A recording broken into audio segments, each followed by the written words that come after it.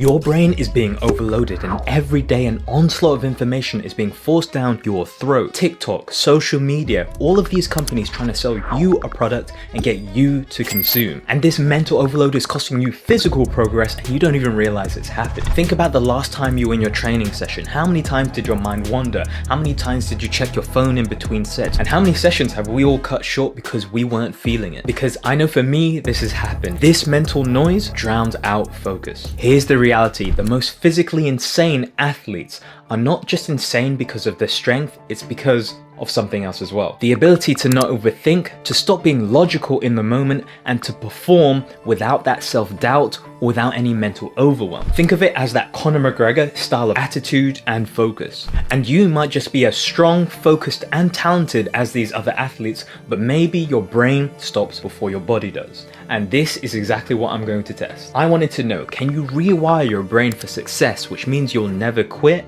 using something called neuroplasticity. You reprogram your subconscious, which is 95% of your brain activity that you're not even aware of. You'll be able to control your actions and how you respond to pretty much everything, thereby being able to achieve whatever you want. So after doing some research on various different topics such as psychology, meditation, breath work, learning about things like resonance frequency, breathing, all these different things, I found that basically all these things come down to three main things: awareness, practice, and repetition. Let's talk about that first step, awareness. This is all about what do I want to change and what do I want to change it to? And let's talk about practice. What am I going to do to make that change happen? And lastly, repetition. You need to do it consistently so it becomes automatic. So on my trip to meet the Gore Nation team, this is the team that sponsors me for a lot of the calisthenics work I do, I decided to work on step one, awareness. What do I want to change and what do I want to change it to? There's one skill within calisthenics I wanted to work on. It's a combination really, and that was the supinated planche push-up to press. This is something that I felt was very, very hard, and mentally I get this self-doubt when I think about the skill because I know it's going to be pretty tough for me at my current level. It's a movement that mostly the elite in calisthenics do, and I've tried it 1 or 2 times before I went away on this trip and I failed each time. But if I could use this trip to reset or rewire my brain so that I could find hard things easy, even if I haven't achieved them yet, then this was a success. So on this trip, to achieve that goal skill of the supinated planche push-up to press, I had to overcome some challenges. The first one was breath work. I won't dive too heavily into the science, but the idea of me doing the breath work was to put my mind into a state of open focus, where I could adapt and learn and be more receptive to things coming in and less judgmental of the thoughts I have coming in or that my brain creates. You can think of it as defragging a hard drive, if any of you know what that is. So when your hard drive is just full of junk, there's stuff everywhere, it's going to be hard to install a new software. You need to calm down and clean the system out first and then install that new software so you can work with new programming. So day one in Spain with the Gore Nation team, I woke up, I didn't check my phone at all. Usually, I don't actually have TikTok, so I don't go on that, but usually it either be Instagram or I check my emails for anything that's important, or I see if any of my clients need any urgent help. So I didn't do any of that. I got up straight away, got dressed, and went straight to do my breath work. For me, I have felt so much tension in my face. My eye was twitching. I just kept having thoughts about the stuff I needed to record for this video, and because I was meeting with the Gore Nation team, there was so much stuff going on, it was just so much to think about. But then after a couple minutes, I started to zone in a little bit. I started hearing the birds, people talking because they were getting up for breakfast and stuff like that. So breath work done. There was a couple of things that I noticed. The first thing was this right eye was twitching quite a lot, and I think it's just strain from screens. I'm always looking at screens. I also wear contact lenses, and my right eye was sort of irritated from flying in the dry air and just being up late. So we didn't go to sleep till 1 a.m. So this was actually a big realization. I was actually holding a lot of tension in my face, which was not what I was expecting from breath work. I then went to have breakfast with the rest of the team, and this is where I explained to them my goal for the little break that we were having for the next couple of days was to get the supinated supinated planche push-up to press, and how I was doing it by rewiring my brain to, you know, make things feel less mentally challenging. And, you know, they were vibing with it. They were saying it sounded a little bit, you know, like a little bit weird. Oh, you're gonna have to do meditation, da da da. But I think a lot of people were on board with it. I went to do some stretching. So again, still no phone. So this is probably the longest I've gone in probably the last couple years without checking my phone after waking up. And then straight after this, we went to do some shooting. When there's something sort of challenging, but not too hard, not too easy, and not part of your routine, it does create this sense of focus. Okay, I had to be focused on this interview I was doing, or, you know, shooting this. And then we went to the Calisthenics park, and this is where we had our first session of the trip, and also got a few more clips.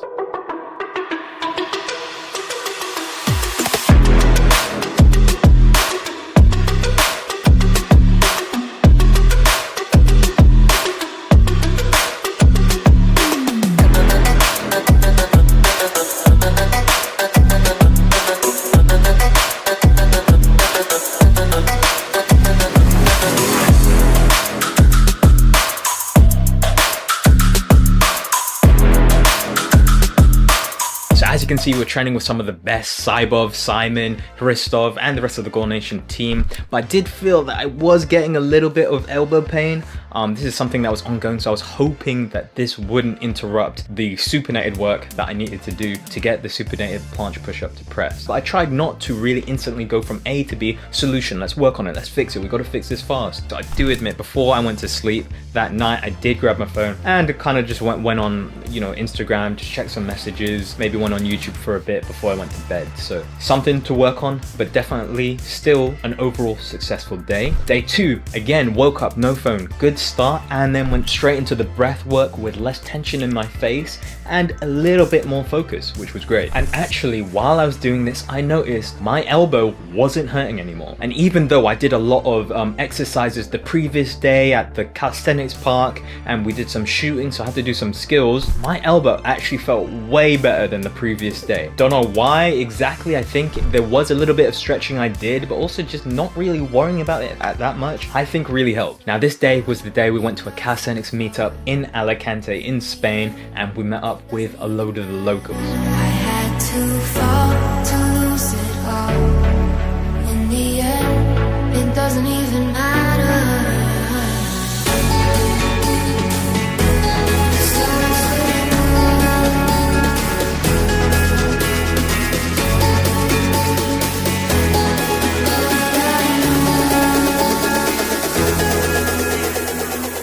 If you like any of the fitness clothing you've been seeing in this video, then you can check out Gore Nation. This is part of their 10th anniversary collection, and you can use my code JACK10 for minus 10% off this new collection.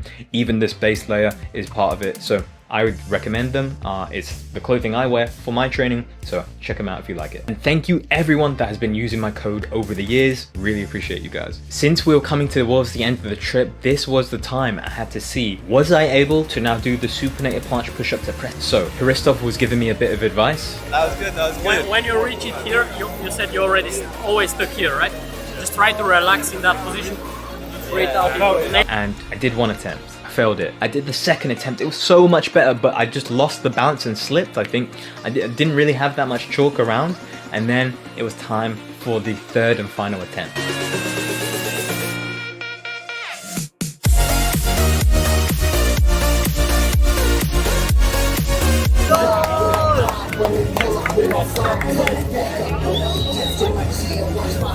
That's the first one. Oh my god. That was nice. Oh bro. I felt it. I felt just that little pause squeeze. Yeah. And it started going. Really good. Nice. I believe I've got it. I've not actually looked at the clip back, so I don't actually know if my arms bent, if, you know, I was very arched, but whatever it was, it felt amazing. And maybe it didn't count. Maybe it did. I don't know. Again, I haven't seen the clip, so I might put some text on the screen. But this experience and the tips Hristov gave me, having him there, I think that is a big part of reprogramming your brain, is having other people or being in an environment that allows you to reprogram your brain. In my opinion, if I wasn't in that environment, I wouldn't have been able to do what I did. And it was that celebration at the end that also made it that bit extra special and has really etched that moment and that whole entire trip into my brain as something that I need to keep repeating. To round off the end of the trip, I had to ask the founder of Gore Nation, Phil, this question, and it was this. Before he started Gore Nation, did he already have the self-belief and that mental resilience to know he could do it? Or as he started making small steps, did he then know he could do it? And this is what he said. I always wanted to have and to create the biggest calisthenics brand, like something that everyone is united in. Yeah, there were many obstacles on the way, and I think it's really important to have a big goal, to not lose motivation. You need people who are passionate just like you, who are putting in energy and yeah, working with you together on this big goal, because alone you can go fast, you know the quote, alone you can go fast, but together you can go far. And this is really the mindset shift that has to happen from doing everything on your own because you want to do it being done exactly how you want it, or you work with people and give them a little bit of freedom to do stuff how they want to do it, how they have good ideas, they think differently than you. And this was really a big shift, and I think the reason why Gore Nation is at the point where it is today. So man, can't thank you enough, honestly. Same. It's only possible because of this collaboration that we have together. And also to everyone who's watching the video. So don't just upgrade your software, also upgrade your environment. So to me, the challenge was a huge success, and it has changed how I think about my own training since then, and I have been pushing to do extremely hard things since then. And again, it doesn't matter about the skill, whether I achieved it or not. For me, it's more about the things I learned and that have been etched into my programming now that I'm taking with me into the future. So hopefully you guys enjoyed this video, and I'll see you guys in the next one.